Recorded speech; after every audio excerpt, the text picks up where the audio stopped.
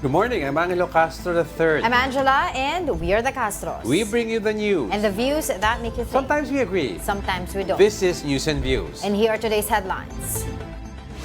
All 24 senators have released their Statement of Assets, Liabilities, and Net Worth, or SALN.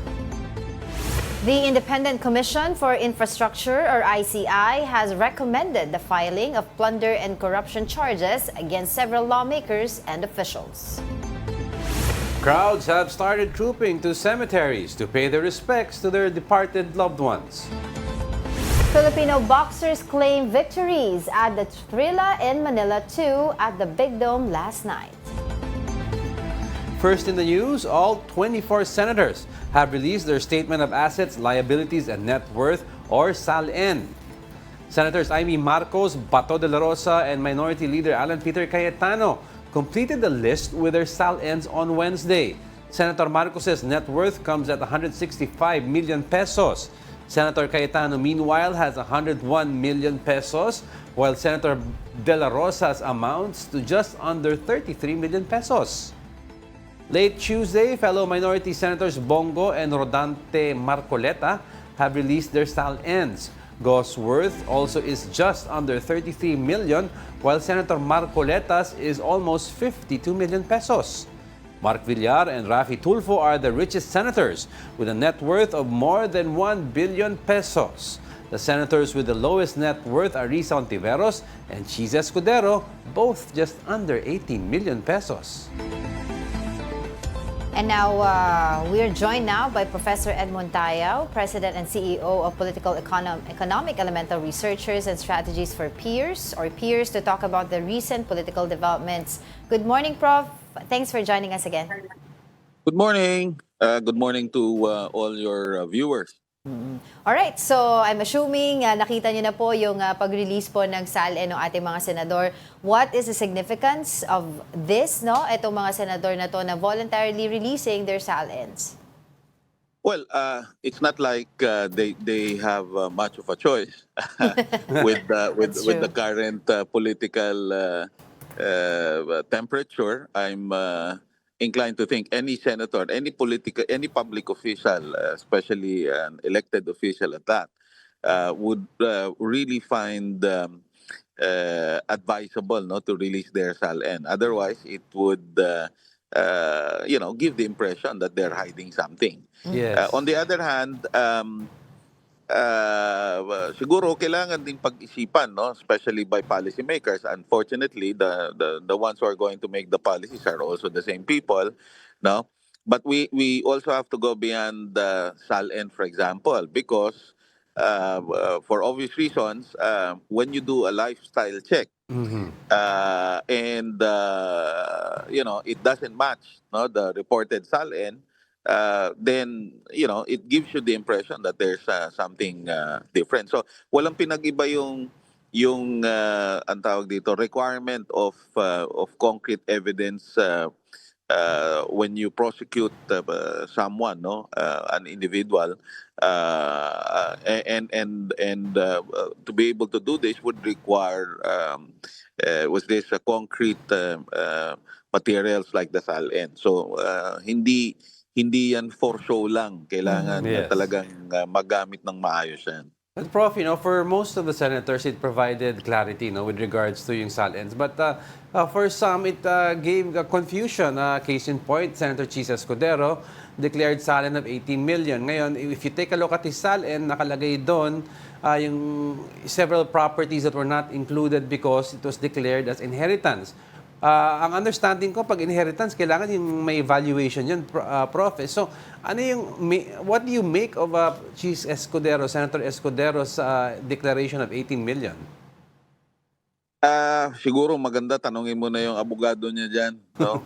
Kasi depende sa alam mo kasi yung pag-entry ng mga detalye, syempre may mga technicalities yan, no? So sa madalit sabi, whatever the justification is can only come from them, no? So I couldn't agree with you more, no, that any and all property, whether inherited or acquired, no, sa intindi ko kasi in and out of government din ako and then nire-require talaga 'yan, no? Yes. Kailangan kasama 'yan. So hindi as far as the reasoning of Senator Cheese is concerned, it's best to ask him personally or probably his lawyer who advised him to distinguish one from the other. Right. And we were joined yesterday by another political analyst, Malu Tequia, and she stated that it is also important that the previous SALNs should be released to provide clear comparison Yeah. Exactly. of their wealth. Do you agree with that? Yes, definitely. Because you have to, you have to, what's this, have a sense of progression, no? Because this will also allow you to match whether the current salary of any person, for that matter, senator or whoever, no, can match, new acquisitions, no, especially when it comes to property, no. Uh, kung imposibleng after 1 year makapag-acquire ka ng ganito and you're earning only this much, Right. that definitely will raise red flags. And Prof, with regards to the House of Representatives, they have still yet to release their SALNs collectively, no? Meron individuals who have done it. Why do you think they're delaying this? Baka naman hindi sila nagde-delay, no? Kasi anong buwan na ngayon, October, kung hindi ako nagkakamali, by this time talagang Senado na ang busy, especially when it comes to budget hearings. At saka siguro kaya ang tingin natin delayed kasi mas marami sila dihamak eh. Yeah. So yung magre-release individually ng mga 10 o 20, kung tutusin pareho lang yan doon sa 24 na miyembro ng Senado. So hintayin lang natin ng konti, pero yun na nga, I cannot agree more with Malu's with this suggestion that was this releasing of SALN, the current SALN should also include the release of SALNs previously filed. Oh. Okay. So yesterday po meron ng recommendation, second recommendation ng ICI doon sa mga dapat kasuhan. And this time around, we've seen several known personalities na kanila pong nire-recommenda na kasuhan, sila Senator Estrada, Villanueva, Zaldico, and others. And as I've said, this is the second time. The first one, yung mga 18 DPWH officials. So, do you think tama lang yung timing ng ginawa ng ICI ngayon, knowing that yung public clamor po ay naiinip na at sinasabing parang ang tagal naman, it's already 59, 60 days since the start of the investigation? Mabuti sinabi mo yung number of days, no? Kasi sa totoo lang, kaya naman nagiging impatient yung tao kasi marami din nag-agitate, no? Kasi ang gustong mangyari ng ibang grupo mag-fail ang administration, and therefore if the ICI is not able to release anything that is acceptable to the public, that will give them reason to further what's this convince the public that the government has not been working and doing enough, no? Pero whether we like it or not, investigation nga ito anong mas gusto natin, magpa-file tayo ng kaso na hilaw, and after a while kita nyo na nga yung nangyari kay Napoles, ilang taon na yung binilang niyan pero ano nangyari, no? Napawalang sala pa din, no? Kasi kung magfa-file ka tapos hindi naman kompleto yung mga ebidensya mo at dependent ka lang sa witnesses, and again babalik tayo doon sa issue, bakit ba palaging nangyayari yan, no? Bukod sa simple principle that we have to understand, no? We're essentially we're following the rule of law, so to speak, no? Regardless of who you are, you have the right, no, to defend yourself. Now, having said that, kung meron kang accusation, yung burden of proof also is the one that is incumbent on the one making the accusation. Yun yung problema mo, systemic. So sa DPWH, ang tanong ko palagi, bakit pinapayagan na i-withdraw yung pera na pangbayad supposedly sa kontraktor. Kasi sa pagkakaalam ko, ang bayaran pag mga kontrata, dapat kung hindi bank to bank yan, cheque. Kasi Exactly. kung bank to bank or cheque, ibig sabihin may paper trail. Mhm. So ang pinagtataka ko, bakit bukod tangi sa DPWH, inaalaw na ang release ng pera cash, no? So doon nagkakaproblema dahil cash, katulad ng sinasabi nung safe na senador supposedly, Mm.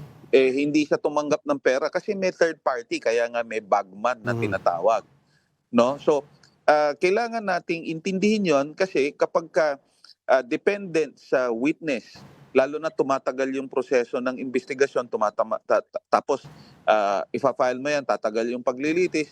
So habang tumatagal ng tumatagal, the witness becomes vulnerable also to outside forces. That's No? right. So nawawala ngayon si witness, dahil humihina ngayon yung kaso. So in this particular regard, I'm inclined to think that those identified by the ICI, ito na yung mga kaso na wala ka na halos kailangan patunayan. Kasi pag sinabi mo ghost project, for example, automatic, no? Nakapag-report ka, nakakubra ka, nabayaran ka, pero wala yung project. So, prima facie yun kung tawagin. Mhm. No? Mm-mm. So, yun ang rason kung bakit nauna ito. But I'm inclined to think that this is not the first and last batch. Last but not the least. Again, going back to the process of rule of law, and again, perhaps it's best to also invite a litigation lawyer in this regard, no?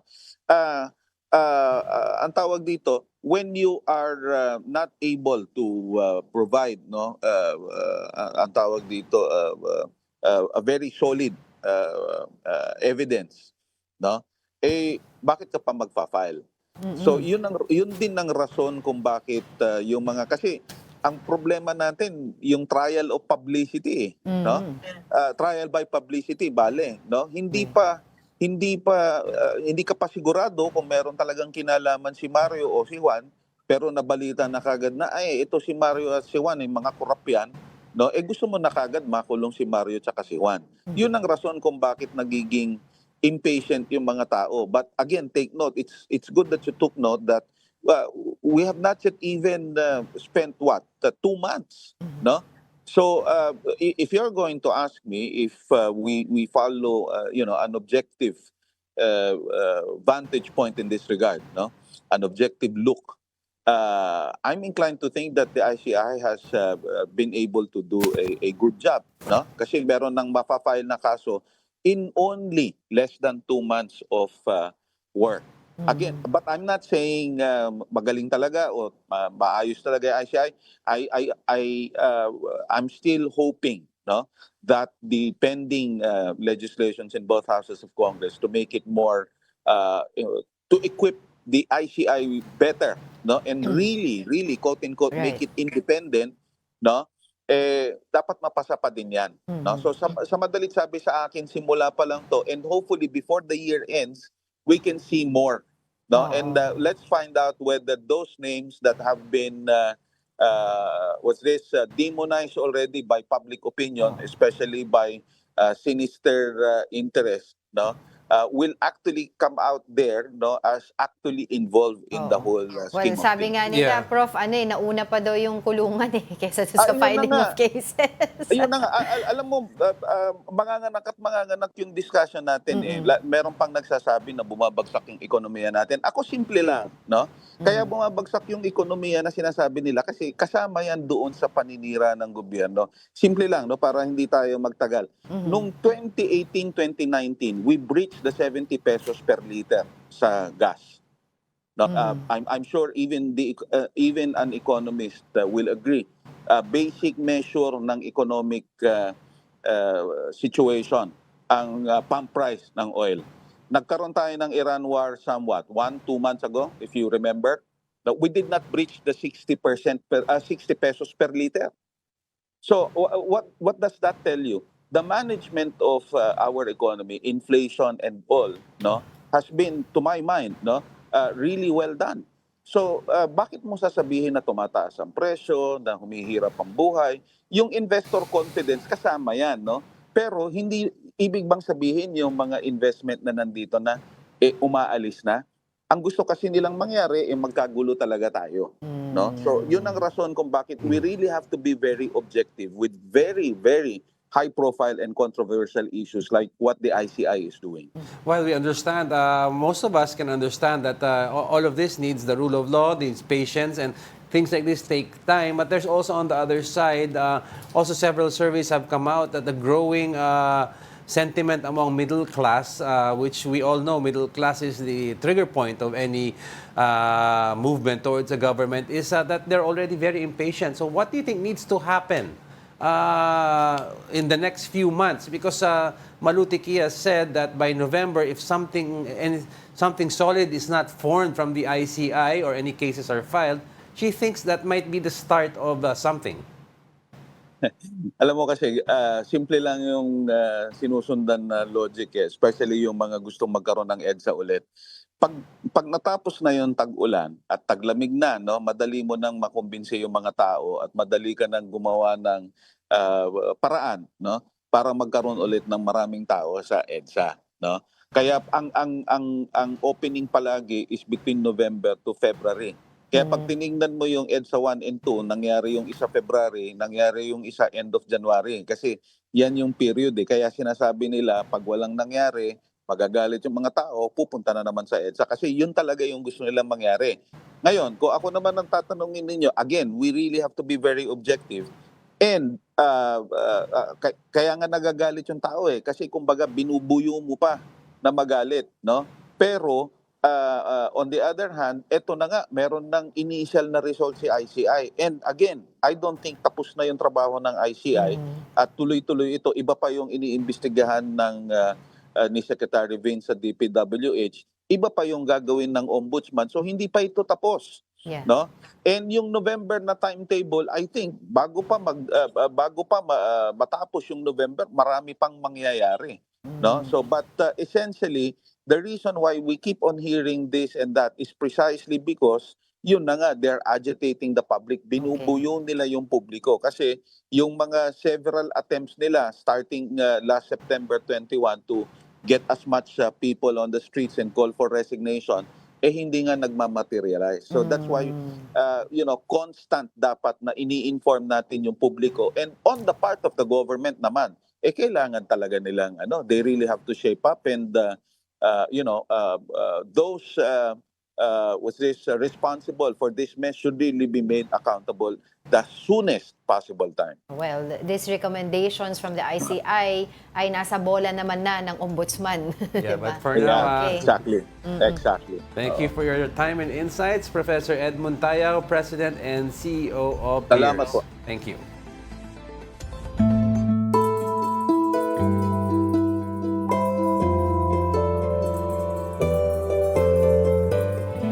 Crowds have started trooping to cemeteries to pay their respects to their departed loved ones ahead of the observance of All Saints' Day and All Souls' Day. At the Manila North Cemetery, authorities have begun implementing stricter security measures. Pointed and flammable objects, including cigarettes and vapes, are being confiscated, as well as items that may cause disturbance, such as guitars, radio, speakers, and even playing cards. Pets are also not allowed inside the cemetery. Meanwhile, transport terminals such as the PITX or PTEX remain relatively calm, though tickets for travel dates close to November 1 are quickly selling out, especially for trips to Bohol or Bicol rather, Baguio, Zambales, and Pangasinan. To ensure driver safety, the Department of Transportation has been conducting random drug tests. Those who test positive will still undergo confirmatory testing. Thousands of passengers are already flocking to the Parañaque Integrated Terminal Exchange ahead of the Undas break. Now let's get the situation from Mobile Journal, Evan Tarinque. Evan, you're there again. A year has passed. Yes, Diego, Angela. No? And compared kahapon, no, mas nakikita nga natin mas makapal na yung dami ng tao ngayon compared kahapon. And so far, nakita nga natin na doon sa binigay sa ating data ng pamalang PITX, around 52% na ng mga bus papuntang Bicol, yung fully booked na. And actually kanina nung inikot natin yung mga ticket booths, mas makapal na rin yung dami ng tao ngayon. Actually, pwede ko kayong ikot ngayon habang nandito tayo, no. Medyo malapit na rin naman tayo dito sa may tickets booth 1 ng PITX. Ikot lang natin yung camera. So, ayan, lakad lang tayo, medyo palapit dito. Nakikita naman natin, so far this morning, medyo maluwag pa naman yung daraanan ng mga tao dito sa second floor ng PITX. Pero banda doon sa may gates kung saan naghintay yung mga pasahero, makikita natin medyo makapal na yung crowd. Then dito naman ito yung ticket booth number 1 dito sa loob ng PITX. Dito karamihan bumibili ng tickets papuntang Bicol region. Yung mga kapatid natin pasahero, ayan, nakikita natin kahapon, kung ikukumpara natin, pa isa-isa, dalawa-dalawa yung number ng tao. Pero ngayon, nakita natin, medyo mas nakapal na siya compared doon sa pakita natin kahapon. At Yes. ito, pakita na rin natin yung ilang nakapaskil na fully booked dates. Wala Ito na. nakita natin. Ito yung sa Daet. From 26 up to 31, may kita natin, fully booked Fully na booked na. yung mga biyahe na iyan, no. Ganoon din dito sa may pakita rin natin wala na kuya yung nakalagay dito na isa po. Wala na. Pero may isa pang nakapaskil dito na isa pang schedule ng mga bus. Nakita rin naman natin doon na fully booked na rin yung ilang mga bus ngayon. Kaya naman kanina yung mga nakausap nating nakapila dito, no, naswertihan daw na nakakuha pa sila nung last ticket na gusto nilang oras ng biyahe, no, kasi sa ganitong time na ng uwian, pahirapan na makakuha nung gusto nilang timetable, Oo no. nga. Usually gabing-gabi na or masyadong maaga naman yung mga makukuha nilang mga tickets. Diego? Evan, I wanted to ask you kasi palang ini-encourage ng PITX na kumuha ng ticket online.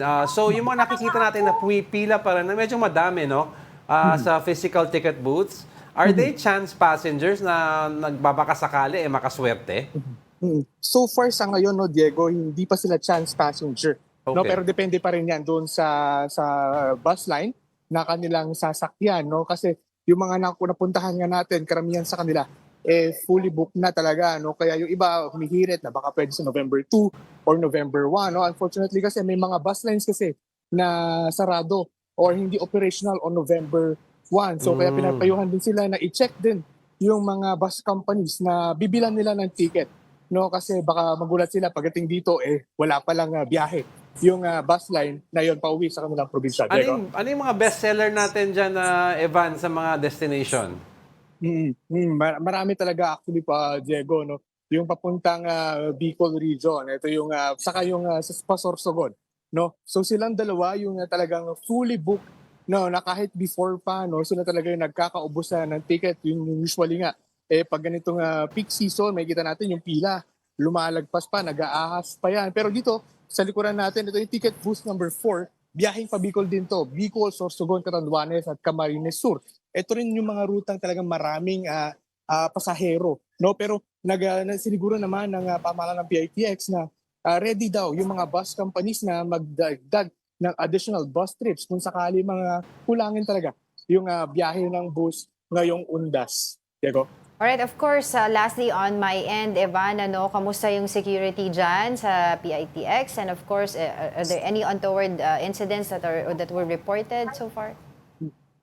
Angela, so far, no, kanina nakita natin nag-ikot-ikot yung kawani ng PNP at nag-ikot din yung Land Transportation Office or yung LTO dito sa loob ng terminal. Chine-check din nila yung hindi lang actually yung roadworthiness ng mga bus dahil pati yung mga ating mga bus drivers chine-check din nila. Actually ngayon, ongoing yung isa pang drug testing, no, random drug testing na isinasagawa ngayong umaga. Kahapon nagkaroon, ngayong umaga mayroon pa rin, no. Kahapon around 160 yung tines na mga bus drivers, no. At and so far fortunately wala pa namang nag-positive na bus drivers doon sa mahigit 160 na kanilang itines, no. Pero so far, no, nagpaalala pa rin yung pamahalaan ng PITX na bawal pa rin yung pagdadala ng mga matutulis na bagay, mga barrel, flammable materials, dahil kanina doon sa latest update na nakuha natin from yesterday, nasa around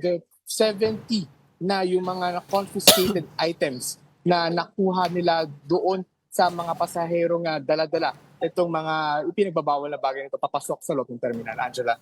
Alright, maraming salamat sa iyong oras, Ivan Tarinque, our mobile journalist reporting live from PTEX. The Metro Pacific Tollways Corporation has reactivated its Biyaheng Arangkada Motorist Assistance Program, which runs from October 29 to November 3 in preparation for the Undas Rush. The initiative includes increased personnel deployment, 24/7 traffic monitoring, and quick response teams across its expressways. Around 2,000 traffic toll and emergency personnel are now on duty along NLEX, SCTEX, CALAX, Cavitex, and CCLEX in coordination with the PNP, LGUs, and other key agencies. Meanwhile, the North Luzon Expressway will open zipper lanes and suspend all roadworks to ease the expected Undas traffic surge. The management also advised motorists to have their RFIDs loaded to avoid the buildup in toll plazas. We'll be back with more stories after the break. Keep it here on One News.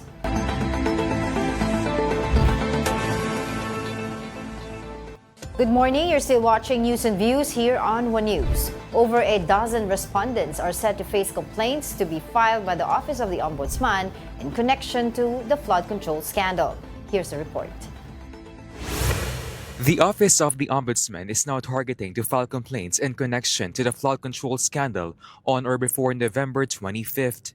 According to Ombudsman Boying Remulla, SunWest Incorporated, owned by ex-Congressman Zaldico, will possibly be among the first in the charge sheet, along with 17 other respondents, some of whom are government officials belonging to salary grade 27 and up. Remulla says they're about to file malversation, bribery, and falsification to the Sandigan Bayan, particularly on the anomaly in the flood control project in Nauhan Oriental, Mindoro, and of course, the 5 ghost projects in Bulacan. Marami yan kasi, lahat ng contracting companies, we will make the board of directors also liable. I mean, we will hold them liable also for everything that happened. Kaya, mas marami tayong magiging respondents dito. Aside from that, Ombudsman Remulla says there's still an ongoing investigation on all 421 ghost flood control projects identified by the DPWH. He assures they're really going all out in the probe to ensure reasonable certainty of conviction. We are in the process of farming them out so that we can validate the information again. We have validation reports from the PNP about the projects being ghost projects. It's just that we have to check again with the bid documents about the location of the said ghost projects so that we will not fail in terms of proving that these are ghost projects. The location is critical to this. Meanwhile, Ombudsman Remulla admits he is now considering live streaming the preliminary investigation on flood control cases. Kasi nga, these are supposed to be public in nature. All court proceedings are supposed to be public in nature. You should be able to step into the courtroom, except for cases where children are the rights of children may be violated. Kaya we were looking at the bounds of transparency that we can adhere to in this office. Right now, one thing's for sure. Remulla says they will now be making sure all his office's decisions are publicized. He says he will also include in the disclosure decisions by his predecessors, Conchita Carpio Morales and Samuel Martires, particularly on the case against Senator Joel Villanueva. For the information lang, kasi nga people are speculating as to what is which and what is what. So it's actually public property. These are already decisions that are presumed to be valid. Meanwhile, Remulla also shared unfortunate news. The former congressman from Quezon City, who Remulla said was willing to tell all he knows on the flood control mess, is having second thoughts from giving his statements. The Independent Commission for Infrastructure has recommended the filing of plunder and corruption charges against several lawmakers and officials over alleged anomalies in flood control projects. Here's the report. Senators Joel Villanueva and Jinggoy Estrada, former Congressmen Zaldico and Mitch Cahayon Uy, former DPWH Undersecretary Roberto Bernardo, and COA Commissioner Mario Lipana are among those tagged by the Independent Commission for Infrastructure or ICI in the alleged anomalous flood control projects. These officials are among those recommended to face multiple charges before the Ombudsman. The ICI recommended filing cases of plunder, direct and indirect bribery, and corruption of public officials against the mentioned individuals. Based on the ICI's interim report, they were allegedly involved in a kickback scheme receiving bribes from flood control projects. According to testimonies from witnesses, former DPWH engineers Henry Alcantara, Bryce Hernandez, and JP Mendoza, the kickback system allegedly starts with certain senators or congressmen acting as proponents of these infrastructure projects. Lawmakers would reportedly tell DPWH engineers that they have available funds for projects, after which Alcantara would instruct Hernandez to prepare a list of proposed projects based on the budget allotments. That list, witnesses said, was then handed to Carlo Rivera, who would forward it to the DPWH regional office or directly to the project proponents. These projects would then be included in the National Expenditure Program and inserted by the lawmakers into the General Appropriations Bill or BICAM. Engineer Alcantara would then allegedly choose which contractors would implement the projects, and that's when the kickbacks took place. The whole 25% SOP is given to the proponent. This 25% payoff is advanced by the contractors to ensure that the project will be awarded to them. The ICI assured that the investigation will spare no one. Politicians and government officials will be investigated and charged by credible evidence. Senator Joel Villanueva said he will wait for the official referral of the ICI to the Ombudsman. His legal team will study the basis of his inclusion, and once the Ombudsman acts on the referral, they will file their official response. He added that Senate records would show he had been opposed to flood control projects from the very beginning. He said he was in fact one of those who questioned the implementation of projects that had not materialized. Villanueva also stressed that Engineer Alcantara himself testified that he had no knowledge or involvement in the questioned projects. Senator Jinggoy Estrada likewise denied receiving any funds from flood control projects, saying he can prove this in court. He maintained that the accusations against him were based merely on hearsay. Senate President Tito Soto meanwhile said it is better to follow the rule of law and avoid putting the Senate in a compromising position. He emphasized the importance of due process and the system of checks and balances in government to protect the rights of both individuals and institutions. The Ombudsman confirmed that the ICI's referral will undergo preliminary investigation. Many of them are ripe for the picking or ripe for action already, at least for PI. It means that most of the fact-finding has been done already by the ICI, or sometimes the fact-finding was done by the DOJ. Mas mabilis. And we expect to be filing cases soon. And for the latest at the ICI, we have mobile journalist Arles de los Santos. Arles, nakamute ka. Yan. Go ahead. Angela, Diego, nandito nga tayo ngayon sa Independent Commission for Infrastructure dito pa rin sa Taguig City, kung saan dumating na nga ang iba't iba ng mga lider mula sa iba't ibang ahensya ng pamahalaan, kagaya na lamang mula sa AMLAC, BIR, CAAP, CICC at DPWH, maging DOTR, pati na rin ang NBI at Office of the Solicitor General at SEC. Ito nga ay para isagawa ang Technical Working Group meeting ng mga ahensya ng pamahalaan sa pakikipagtulungan sa ICI para daw mas mapabilis na makuha nga itong mga ari-arian na illegal na nakuha ng mga personalidad na nauugnay dito sa mga maanamalyang flood control projects ng pamahalaan. Sa kanyang opening statement ay binanggit ni ICR Chairperson Andres Reyes na layon ng pagpupulong na ito na pag-usapan kung ano nga ba ang magiging framework na at proseso kung paano nga ba muling makukuha ang pera ng taong bayan at gayon din kung ano nga ang guideline at timeline ng inisyatibong ito nang sa gayon ay mabuo ang tiwala ng publiko sa isinasagawang investigasyon sa usaping ito. Arles, now that we have yung first batch ng mga recommendation ng ICI ng mga kakasuhan, sino ang nakaschedule ngayon ng mga set to be interviewed by the ICI panel in the next few weeks? Kasi alam ko, they're looking at another batch Sa ngayong linggo, Diego, ay walang isinasagawang pagdinig ang ICI, no? So wala ring mga other personalities na dumadating dito. Pameran na lang, no, kung mayroong ilang mga nagpapareceive ng mga copy tulad ng mga nakaraang araw, no, yung Court of Tax Appeals dumating dito para mag-kumpirma na natanggap na nila ang suhestyon nitong ICI na manghingi nga ng listahan ng mga kaso ng mga individual na nauugnay dito sa flood control scandal. Pero sa paparating pang mga linggo, hinahantay pa rin natin kung ano ang mga listahan, pero nakumpirma naman natin na baka sa November 11 o 12 muling magre-resume ang pagdinig ng ICI kung saan maaaring makita na rin natin ang live streaming ng mga pagdinig nito dahil sa ngayon ay patuloy pa din na binabalangkas ng komisyon ang rules of proceedings nito. Ay, follow up lang na.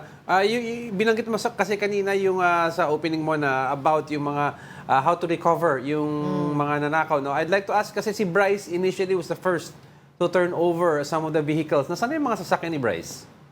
Nandito pa din yan, Diego, no, sa tanggapan ng ICI. Noong una ay nandito lamang sa harapang bahagi ng opisina ng ICI pero nakita natin na inilipat ito sa likurang bahagi para siguro mas hindi ito maarawan at maulanan at siguro para masiguro na para matiyak na din yung kalagayan nito kasi kapag hindi daw matagal na gumagana, no, yung makina ay baka daw makompromiso din pero nasa maayos na kondisyon naman at kasama yan sa tinitignan ng ICI at maging ng Ombudsman at ng BOC, no, na kung maaari ay masubasta na sa lalong madaling panahon kasama doon sa ilang mga luxury vehicles ng mga mag-asawang kontratistang Sara at Curly Discaya na ang ilan din ay mga walang papeles. I understand na postpone yung pag-livestream ng ICI.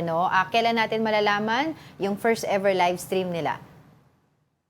Wala pang tiyak na schedule dyan, Angela, no? Pero yung paparating pa lamang na mga pagdinig ang meron tayo, yung possibly nga daw na November 11 or 12, yung mga personalidad na maaari pa rin nating asahan, no? Ilang beses na pinatatawag ng ICI, si DPWH Undersecretary Roberto Bernardo na nagbitiw na sa kanilang nag-retire na, no? Gayon din si dating House Speaker Martin Romualdez.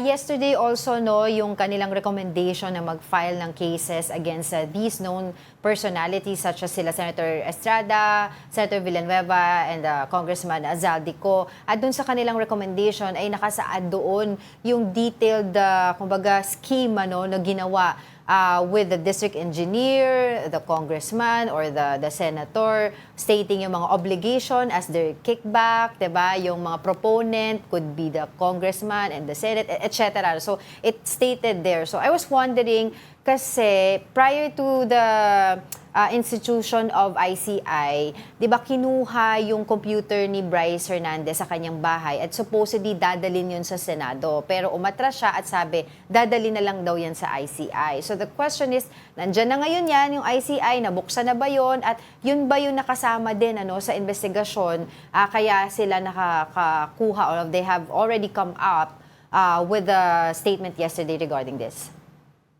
Angela, patungkol doon sa inirekomenda na interim report at case recommendation sa Ombudsman kahapon, ito ay nakabase doon sa isinagawang pagdinig ng Senate Blue Ribbon Committee noong Setyembre at gayon din sa isinagawang investigasyon at pagdinig ng ICI noong September din hanggang October. So bukod pa dyan, sa mga pagdinig ng Blue Ribbon Committee ay meron din na mga supplementary na mga testamento at corroborating evidences itong sina Alcantara, Hernandez at Mendoza na mga kapwa may kinalaman doon sa First District Engineering Office ng Bulacan. Patungkol naman doon sa computer ni Bryce Hernandez, kakailanganin pa natin kumpirmahin sa ICI kung nakuha nga rin ba nila ito at kung nabuksan na ba ito, kung saan mas makapagbigay lalim nga ito, kung paano ang naging sistema at sino-sino pa ang mga individual at personalidad na maaaring kaugnay dito sa flood control scandal. Arles, when will the ICI start looking at other projects na possibly anomalous aside from yung flood control?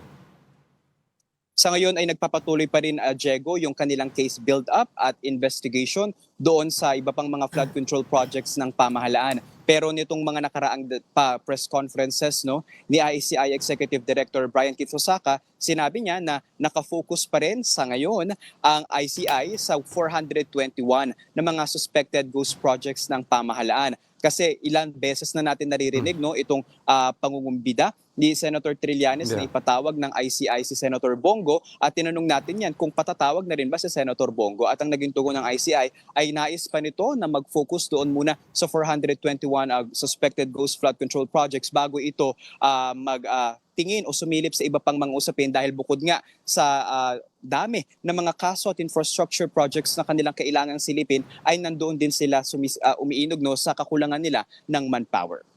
All right, thank you for that. Arles de los Santos reporting live from ICI headquarters in Taguig.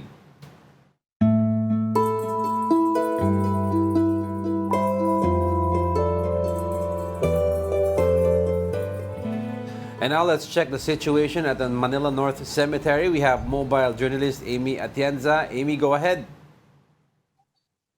Angela, Diego, nasa around 1,650 na nakatao ang pumasok dito sa Manila North Cemetery as of 10 a.m. yan. At ngayon nga, inaabangan pa natin kung dadami pa nga ba ang bilang ng tao dyan. Pero inaasahan na daw ng mga otoridad dito na dadami pa yan bandang hapon ngayong araw. At syempre, magtutuloy-tuloy yan hanggang bukas sa November 1 at sa November 2. Sa ngayon, patuloy pa rin paalala ng mga authorities dito na wag na raw magdala ng mga flammable materials, mga patalim, ultimo mga baril, pati mga pets ay bawal dito. Wag din daw magdadala ng mga gamit na makakagambala sa pagdadasal at pagbisita ng mga tao dito, katulad na nga lang ng mga loudspeaker, pati na rin gitara para nga daw hindi maantala yung pagiging solemn nitong holiday. At yun nga, bukod pa dyan, syempre meron din tayong mga nakadeploy na authorities dito, aabot sila sa around 200. At syempre patuloy nilang paalala nga na talagang wag nang magpasok din ng sasakyan dito sa mismong Manila North Cemetery. Kung makikita mo sa aking likuran, ay tuloy-tuloy pa rin ang pagpasok ng mga tao dyan. At ganyan na karami yung pumapasok dito. Pero expected talaga na yung spike ng tao ay mamaya pang hapon. Dito naman sa aking likuran, ito mismo yung entrance kung saan may mga strict regulations dyan para nga daw walang restricted na materials or items na madadala dito. So ngayon, ang inaasahan pa dito sa Manila North Cemetery ay ang pagdating daw ni Manila City Mayor Isko Moreno, pero abangan pa natin kung anong oras na ba siya. Sila, Diego? Right. Meron ba tayong mga untoward incidents na report early on? Well, wala pa naman sa ngayon, Good. and fortunately enough, wala pa rin naman ang records na naitatala dito mga authorities. Titingnan natin at alamin natin mamaya kung may mga confiscated na materials, pero nakaabang naman ang mga otoridad dito sa Manila North Cemetery. At bukod pa nga dyan, ay patuloy pa rin naman ang mga cleaning operations dito. Nagsisimula daw yan ng 4 a.m. yan hanggang 9 p.m. dahil nga bukas itong sementeryo simula kahapon ng 5 in the morning hanggang 9 ng gabi. Angela, Diego. Amy, kamusta naman ang situation ng traffic sa perimeter ng Manila North? Well, so far dito, ipapakita ko na rin sa inyo. So far kasi dito wala pa gaanong traffic. And yun nga ang suggestion kasi at recommended nga din ng mga authorities dito ay huwag na raw magdala nga ng sasakyan at kung maaari, magbiyahe na lamang. Pero ito na yung situation sa Nawawala si Amy? Nawala na ng signal si Amy. Okay. For those who just tuned sa in, labas ng Manila that is our mobile journalist Amy Atienza reporting sa Manila North Cemetery. And the video that you saw was yung perimeter ng Manila North. Okay, don't go away because we're not done yet. Stay with us. The Philippine Charity Sweepstakes Office, or PCSO, is boosting its efforts to promote legitimate gaming as a source for charity funds. PCSO General Manager Mel Robles said it is currently seeking approvals to establish online betting as a way to combat illegal gambling sites. The people are clamoring for online, but we don't have it, but because, we're waiting for approvals from our oversight agencies. The good news with online play is that the players are becoming de-anonymized. They're becoming real and therefore verified, and therefore better protected. The PCSO is also promoting legal and responsible gaming as a source of funds for social and health programs in the country, which illegal sites are taking away. I think the society loses big time if it's tolerating illegal gaming. They have absolutely negative impact on possibility of raising money for the good causes. While the PCSO sees the establishment of online gaming platforms as an opportunity, Robles says its current setup prevents gambling addiction. The thing about lottery is that it is a bet and forget type. You bet and you wait. That is by itself a limiting factor when you wait for the results, and that you can at the same time play and work. We continue to remind people to play safe and play fun. When you go to the extent that you're now disrupting your normal life and spending outside of what you can, then we remind them that this is not responsible gaming. The discussion provided a glimpse of the key topics for the Asia Pacific Lottery Association Conference, which the Philippines is hosting this year. The PCSO is also working towards securing its Level 3 responsible gaming certification from the World Lottery Association. Kapatid Fatima Baduria, we are One News.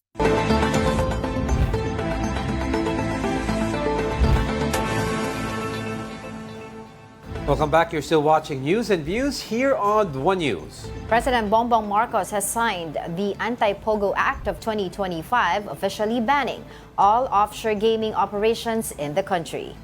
Under Republic Act 12312, all Pogo-related work permits and visas are revoked, while operators remain liable for unpaid taxes and fees. The law also makes Pogo activities unlawful under the Anti-Money Laundering Act and creates an oversight committee to enforce the ban. The Labor Department will assist workers displaced by the shutdown, which Marcos says aims to protect national security and restore public trust. Okay, so we've come a long way, sabi nga natin, because... Finally. Yeah, because I remember during the 2024 SONA of PBBM where he actually said na total ban na nga daw ng Pogo dito sa ating bansa. Oo. And then, pero of this course, was they via needed to... Via EO. Oo, so they needed to craft the law, di ba?